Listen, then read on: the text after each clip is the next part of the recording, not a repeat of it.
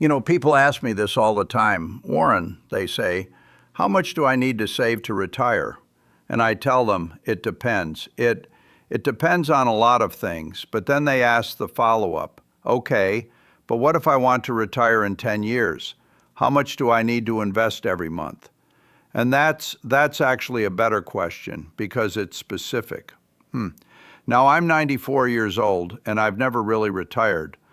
Probably never will, to be honest, but I've watched thousands of people retire, some successfully, some not so successfully. And I've learned something. Retirement isn't really about reaching some magic number and then stopping work. It's about having enough money that you don't have to work if you don't want to. That's freedom. That's what we're really talking about. So today, I want to walk you through the math, the real math, not some fantasy where you retire on a beach drinking margaritas, but the actual numbers. For someone who wants real financial independence in 10 years, well, let me start with the most important question. How much do you need to retire? And the answer is, it depends on how much you spend. See, most people think about retirement backwards. They think, I need $1 million or I need $2 million, but that's not how it works. The question isn't how much you need. The question is, how much do you spend? Because your retirement number, it's based on your spending, not some arbitrary target. Here's the rule of thumb. It's called the 4% rule. It says you can safely withdraw 4% of your portfolio each year and not run out of money. So if you spend $40,000 a year, you need $1 million because 4% of $1 million is 40,000. If you spend 80,000 a year, you need 2 million. If you spend 20,000, you only need 500,000. See how that works? Your spending determines your number. Now, the 4% rule, it's not perfect. It assumes a certain return on your investments, about 7% after inflation. It assumes you've got a balanced portfolio, stocks and bonds, and it assumes you're going to live about 30 years in retirement. So if you're retiring at 65 and you'll probably live to 95, the 4% rule works pretty well. But if you're retiring at 50 and you might live to 90, you might want to be more conservative, maybe 3.5%. And if you're retiring at 40, maybe 3%. The earlier you retire, the more conservative you need to be because you need your money to last longer. Well, let's do some math. Let's say you want to spend $50,000 a year in retirement. That's a reasonable middle-class lifestyle in most parts of America. Using the 4% rule, you'd need $1.25 million because 4% of $1.25 million is $50,000. So that's your target, $1.25 million. That's your retirement number. Now the question becomes, how do you get there in 10 years? You see, this is where it gets interesting because to reach 1.25 million in 10 years, you need to know two things. First, how much do you already have saved? And second, what return will you get on your investments? Let's start with the second question, returns. Now, I can't predict the future, nobody can, but historically, the stock market has returned about 10% per year. Some years more, some years less, but on average, about 10%. So let's use that as our assumption, 10% per year. Now that's optimistic. That's assuming you're fully invested in stocks and that the next 10 years are average, but it's reasonable enough for planning purposes. Well, let me give you some scenarios, different starting points, different amounts you'd need to invest each month. Scenario 1, you're starting from zero. Nothing saved yet. To reach 1.25 million in 10 years, at 10% returns, you'd need to invest about $6,500 per month. That's a lot. That's $78,000 a year. Most people can't do that.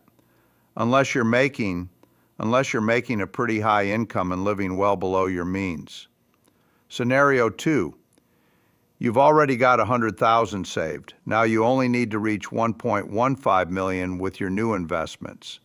At 10% returns, you'd need to invest about $5,000 per month. That's $60,000 a year.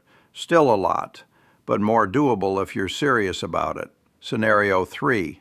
You've got 250,000 already saved. Now the math gets better, because that 250,000, it's going to grow on its own at 10%. After 10 years, that becomes about 650,000. So you only need to save another 600,000 with your monthly investments. And to do that, you'd need to invest about $3,000 per month, $36,000 a year. That's more realistic for many people. You see, the more you already have saved, the less you need to invest each month, because the money you've already saved, it's compounding, growing, working for you. And that's the power of starting early, the power of compound interest. If you start saving at 30, by the time you're 40, you've got a head start. But if you wait until 40 to start, you're starting from zero, and the numbers get really hard. Well, let me talk about something important. The assumptions we're making here. 10% returns, that's a big assumption. Some years the market goes up 20%. Some years it goes down 20%. And if you retire right after a big down year, right after a crash, you might be in trouble, because you're taking money out of a depleted portfolio and it might not recover fast enough. That's called sequence of returns risk, and it's one of the biggest risks in early retirement. So what do you do about it? Well, you build in a margin of safety. You plan for lower returns, maybe 7 or 8% instead of 10, or you save more than you think you need. So if things go wrong, you've got a cushion. Or you stay flexible. If the market crashes right when you retire, you work another year or two. That's what I'd recommend, flexibility. Don't lock yourself into some rigid plan. Have a target, but be willing to adjust based on reality. Well, let me talk about the other side of the equation, spending. Because here's the thing, the less you spend, the less you need to save. And the less you need to save, the easier it is to retire early. If you can live on $30,000 a year instead of $50,000, you only need $750,000 instead of $1.25 million. That's a huge difference. That's $500,000 less you need to save. And if you can live on $20,000 a year, you only need $500,000. Now, I know what you're thinking. Warren, I can't live on $20,000 a year. And maybe you can't. Maybe you need more, but a lot of people could live on less than they think, especially if you're strategic about it. If you move to a lower cost area, if you live simply. You see, there are two ways to retire early.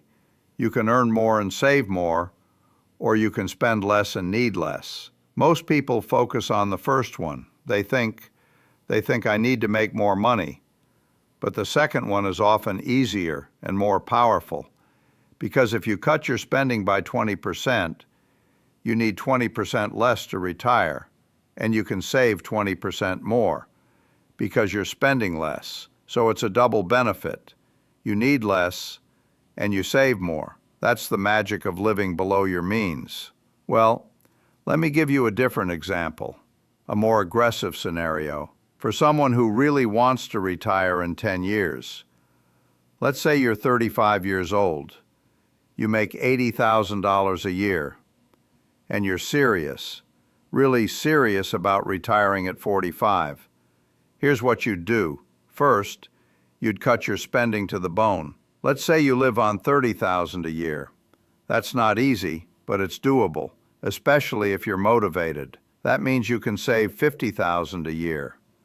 Out of your $80,000 income, that's a 62% savings rate, which is really high but possible. Now, at a 62% savings rate and living on $30,000 a year, you'd need $750,000 to retire. using the 4% rule, because 4% of 750 is 30,000. So the question becomes, can you get to 750,000 in 10 years? Well, if you're saving 50,000 a year and you're getting 10% returns, after 10 years, you'd have about 800,000. That's enough. You'd hit your target, and you could retire at 45. Now, would I recommend this? Would I tell someone to do this? Maybe, if they're really committed, if they understand the risks. But it's aggressive, really aggressive. It assumes high returns, low spending, no major emergencies, and it doesn't leave much room for error. If the market crashes right when you're trying to retire, you might have to wait. Well, let me talk about something else, Social Security. Because most people, when they're thinking about retirement, they forget about Social Security. And that's a mistake, because Social Security can be significant. The average Social Security benefit is about $1,800 a month, $21,000 a year. Now, if you retire early, before 62, you won't get Social Security right away, but once you hit 62, you can start claiming it. And that $21,000 a year, that reduces how much you need from your portfolio. So instead of needing to withdraw $50,000 a year, you only need to withdraw $29,000, which means you need a smaller portfolio, maybe $750,000 instead of $1.25 million. That's a big difference, and it makes early retirement more achievable. You see, when I think about retirement planning, I think about it in layers. Layer 1 is Social Security. That's your base, your foundation. It's guaranteed income for life. Layer 2 is your portfolio, your savings and investments. That's what you're building during your working years. And Layer 3 is flexibility, the ability to adjust, to work part-time if needed, to cut spending if the market crashes. That flexibility, that's what gives you security.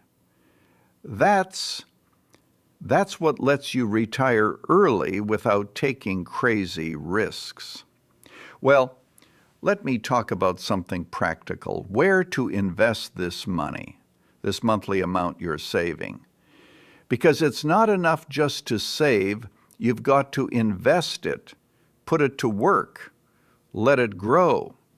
And where you invest it, that determines your returns, and your returns determine whether you hit your target. Now, I've always been a stock investor, equities, ownership in businesses, because over the long term, stocks outperform everything else, bonds, cash, real estate, everything. The stock market has returned about 10% per year for the last 100 years. Some decades more, some decades less, but on average, 10%. And if you're saving for 10 years, trying to build wealth quickly, you need those returns. You can't get there with bonds. Bonds might return 4 or 5%. That's not enough to reach your goal in 10 years. You need stocks. You need equity exposure. Now, what stocks should you buy? Well, if you're a sophisticated investor, if you understand businesses and can read financial statements, you can pick individual stocks, find great companies at good prices, build a portfolio of 10 or 15 holdings. That's what I do. That's what I've always done. But most people, they can't do that. They don't have the time or the knowledge. And that's fine. That's what index funds are for. You see, an index fund, It just owns everything. The S&P 500 index fund owns the 500 largest companies in America. You get Apple and Microsoft and Google and Coca-Cola and Johnson & Johnson and everything else all in one fund for basically no cost. And historically, the S&P 500 has returned about 10% per year. Some years it's up 30%, some years it's down 20%. But on average, over long periods, about 10%. That's what you need. That's what gets you to your retirement goal. So if I were you, if I were starting from scratch, trying to build wealth for retirement, I'd do this. I'd open a retirement account, an IRA or a 401k, and every month I'd invest in a low-cost S&P 500 index fund, automatically, like clockwork, $3,000 a month or $5,000, or whatever amount you've calculated you need. And I'd do that every single month for 10 years. Rain or shine, bull market or bear market, doesn't matter. Just keep investing, keep buying, keep accumulating shares. You know, this strategy, it has a name, dollar cost averaging, and it's powerful, really powerful. Because when you invest the same amount every month, you buy more shares when the price is low and fewer shares when the price is high. Over time, that averages out, and you end up with a good average price, and you don't have to worry about timing the market, about trying to figure out when to buy and when to sell. You just buy every month consistently. That's the strategy. That's how you build wealth for retirement. Well, let me talk about taxes, because taxes, they matter. They really matter. If you're investing in a taxable account, you're paying taxes on dividends and capital gains every year, and those taxes, they eat into your returns. They slow down your compounding. But if you're investing in a retirement account like a 401k or an IRA, you don't pay taxes until you withdraw the money, which means all your gains compound tax-free for years, for decades. That's a huge advantage. It can add hundreds of thousands of dollars to your final balance. Let me show you the difference. Let's say you invest $5,000 a month for 10 years at 10% returns. In a taxable account, after paying taxes each year, you might end up with about $900,000. But in a retirement account, where you don't pay taxes until withdrawal, you'd end up with over $1 million. That's a $100,000 difference just from the tax deferral. So use retirement accounts, max them out. 401k first, because many employers match your contributions. That's free money. Then an IRA. Then a Roth IRA if you qualify. Get as much money as you can into tax-advantaged accounts. That's how you maximize your returns. Well, let me address something, a concern people always have. Warren, they say, what if the market crashes? What if I'm halfway to my goal and the market drops 40%? And that's a valid concern, because markets do crash. They crash regularly, every 7 to 10 years. There's a major crash, a bear market, a recession. It happened in 2000, in 2008, in 2020. And it'll happen again, probably probably sometime in the next 10 years. So if you're on this 10-year retirement plan, you're almost certainly going to experience a crash. The question is, what do you do about it? You see, there are two ways to think about a crash. Most people think of it as a disaster, a catastrophe. They panic, they sell, they lock in their losses. But that's exactly wrong. That's the worst thing you can do. A crash, if you're still in the accumulation phase. If you're still saving and investing, it's an opportunity, a gift. Because when the market's down 40%, everything's on sale. Stocks that were expensive are now cheap, and you're still investing. Every month, you're still buying, so you're buying at low prices, accumulating more shares for the same amount of money. And when the market recovers, and it always recovers, those shares you bought cheap, they're worth a lot more. So don't fear the crashes, embrace them. As long as you're still working, still saving, a crash is your friend. It's an opportunity to buy cheap. Now, there is one exception, if you're retiring soon. Like in the next year or two, a crash can be a problem because you're about to start withdrawing money. And if your portfolio is down 40%, you're withdrawing from a depleted portfolio, and that can be dangerous. That's why, as you get close to retirement, you should shift some money out of stocks and into bonds. Not all of it, but some, maybe 20 or 30%. Bonds are more stable. They don't crash like stocks do, so they provide a cushion, a buffer. And if the market crashes right when you retire, you can live off the bonds for a year or two while you wait for stocks to recover.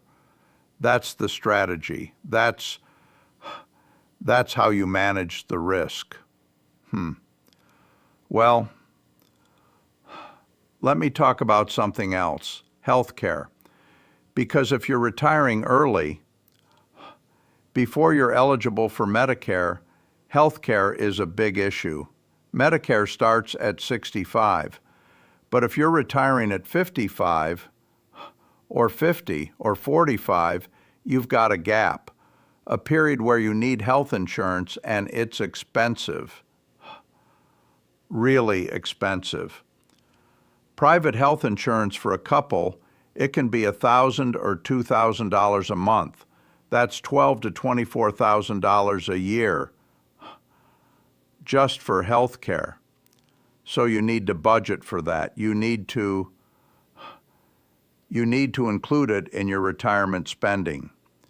If you thought you'd spend $50,000 a year and then you realize you need another $20,000 for health care, now you need $70,000, which means you need a bigger portfolio, $1.75 million instead of $1.25 million. That's a big difference, and a lot of people, they don't think about this. They get to retirement and they're surprised. Don't be surprised. Plan for it. You see, early retirement, it's not just about having enough money to live on. It's about having enough to cover all your expenses, healthcare, taxes, insurance, emergencies, and you need a cushion, a margin of safety. Because things go wrong, cars break down, roofs leak, people get sick. If you've planned everything perfectly with no margin for error, you're going to run into trouble sooner or later. So be conservative, build in a buffer, save more than you think you need, spend less than you think you can. That's how you make early retirement work. Well, Let me tell you about a friend of mine. He retired at 55, about 10 years ago now, and he did everything right. He saved aggressively, invested in index funds, built up a portfolio of about $1 million. He calculated he needed $40,000 a year, and 4% of $1 million is $40,000. So he thought he was set. And for the first few years, it worked great. The market was going up. His portfolio was growing even as he withdrew money.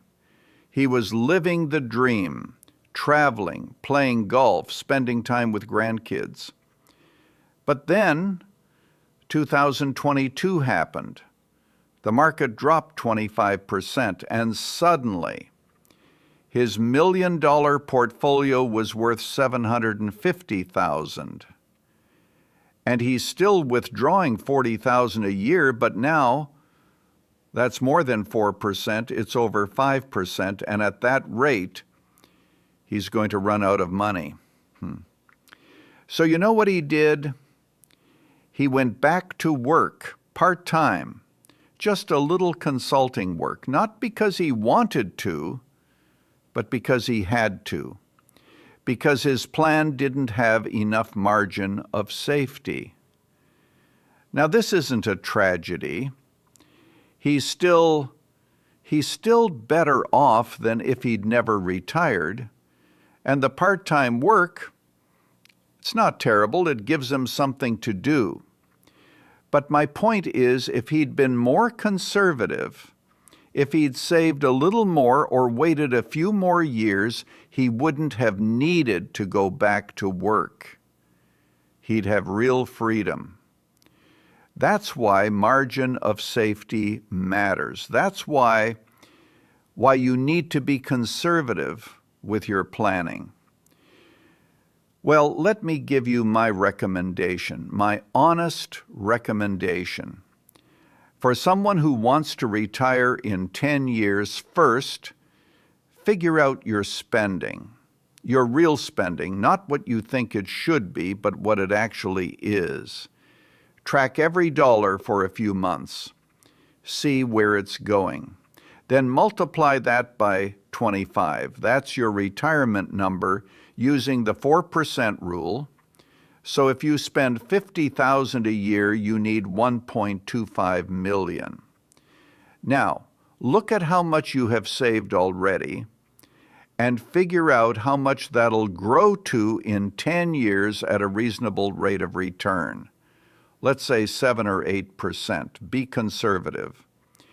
Then figure out the gap, the difference between what you'll have and what you need, and divide that by 120, the number of months in 10 years.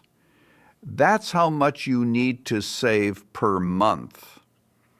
And if that number is impossible, if you can't save that much, then you've got three options. Work longer than 10 years, spend less in retirement, or earn more now so you can save more. Those are your options. Pick one. You see, retirement planning, it's not magic. It's math, simple math, but honest math. And a lot of people, they don't want to do the honest math. They want to believe they can retire on less than they actually need. They want to believe the market will always go up, that they'll never have any emergencies, that healthcare won't cost much. But that's wishful thinking. That's not planning. Real planning is conservative. It assumes things won't be perfect. It builds in buffers, margin of safety.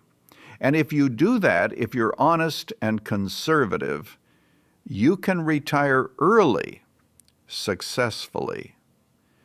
But if you're overly optimistic, you're setting yourself up for disappointment. Well, let me talk about one more thing. the psychology of retirement. Because having enough money, that's only half the battle. The other half is knowing what you're retiring to. A lot of people, they think retirement is just not working, but that's not enough. You need something to do, some purpose, some structure to your days. I've seen people retire with plenty of money, and they're miserable because they're bored, they feel useless. So before you retire, think about what you'll do with your time. Hobbies, volunteer work, part-time work you enjoy, travel, learning. You need something, otherwise retirement is just emptiness. You know, that's one reason I've never retired.